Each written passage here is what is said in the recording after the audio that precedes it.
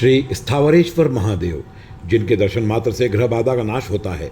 एक बार सूर्यदेव की पत्नी संज्ञा, जो कि सूर्यदेव का तेज सहन नहीं कर सकी और महाकाल वन जाकर तपस्या करने चली गई।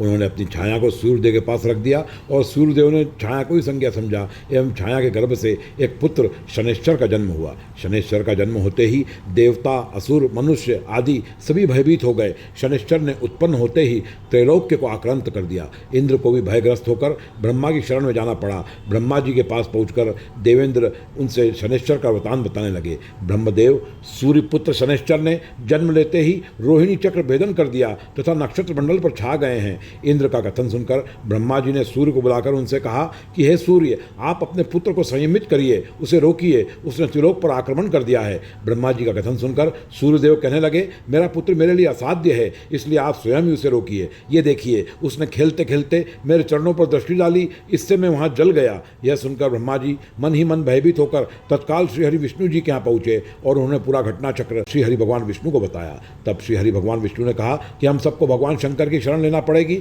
और सभी लोग कैलाश पर्वत पर पहुंचकर भगवान शंकर को शनैश्चर के बारे में बताते हैं। तब शंकर जी ने पूरा प्रसंग जानकर सूर्यपुत्र शनि का स्मरण किया। स्मरण करते ही शनैश्चर उनके समक्ष उपस्थित हो गए। भगवान शिव ने भी शनि को टेढ़ी आंख से देखा। तब शनि ने स्थिर होकर भगवान शिव को प्रणाम किया तथा वो कहने लगा कि हे महादेव, आपने किस लिए मेरा स्मरण किया है? क्या आदेश पालन करना है, कहिए, मैं आपका आदेश हेतु उपस्थित हूँ। तब शंकर जी ने शनैश्चर को संसार को कष्ट देने से मना किया। तब शनिदेव भगवान महाकाल से बोले, प्रभु आप मुझे पानी, आहार तथा स्थान दीजिए। तब शनि की प्रार्थना सुनकर भगवान शंकर ने उन्हें उत्तम स्थान प्रदान किया और कहा, तुम मेष आदि राशियों पर क्रमशः 30 मास रहकर मनुष्यों को पीड़ित करो, इससे तुमको तृप्ति मिलेगी। अष्टम, चतुर्थ, द्वितीय तथा जन्म स्थानीय द्वारा द्वादश राशि में स्थित होकर तुम सबके लिए विरुद्ध रहोगे। एकादश, षष्ठ तथा तृतीय स्थान में तुम मनुष्यों का शुभ करोगे, इसलिए तुम पूज्य हो जाओगे। पंचम, नवम तथा सप्तम स्थान में तुम उदासीन रहोगे। मनुष्यगण के कर्म तत्पर रहने पर तुम नित्य राशिगत रहोगे। तुम सभी ग्रहों की तुलना में सर्वाधिक पूजित होगे। तुम्हारी गति स्थिर होगी, इसलिए तुम स्थावर कहे जाओगे।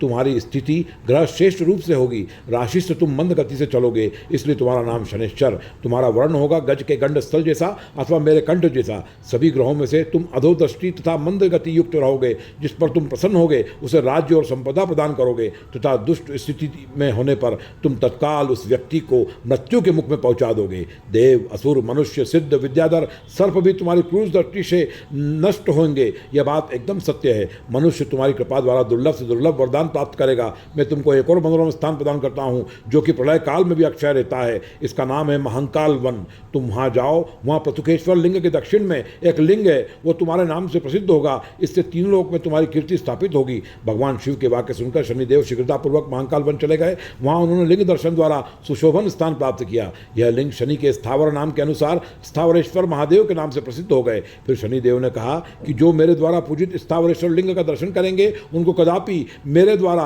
प्रदत्त पीड़ा नहीं होगी। शनिवार को जो सविधि नियम पूर्वक स्थावरेश्वर लिंग के दर्शन करेगा उसे कदापि मेरे द्वारा प्रदत्त पीड़ा नहीं होगी। मैं उसकी सभी बाधा समाप्त कर दूंगा और अन्य ग्रहकृत पीड़ा भी खत्म कर दूंगा। वह व्यक्ति स्वप्न में भी मेरे द्वारा प्रदत्त पीड़ा का दर्शन नहीं करेगा। यह कहकर शनिदेव ने शुभ पुष्पों से लिंग पूजन किया तथा वहीं रहने लगे। जो व्यक्ति श्री स्थावरेश्वर महादेव की पूजन करता है उस पर ग्रह बाधा, पिशाच बाधा, यक्ष, राक्षस कोई भी विघ्न उत्पन्न नहीं कर सकता। जो व्यक्ति शनिवार को नियम पूर्वक इस लिंग के दर्शन करता है उसके सारे पाप एवं दरिद्रता का नाश होता है एवं निर्धन धनवान हो जाता है। पुत्र कामी व्यक्ति को पुत्र प्राप्त होता है। वर्तमान में यह लिंग उज्जैन के शनि गली कमरी मार्ग में नई पेठ में स्थित है।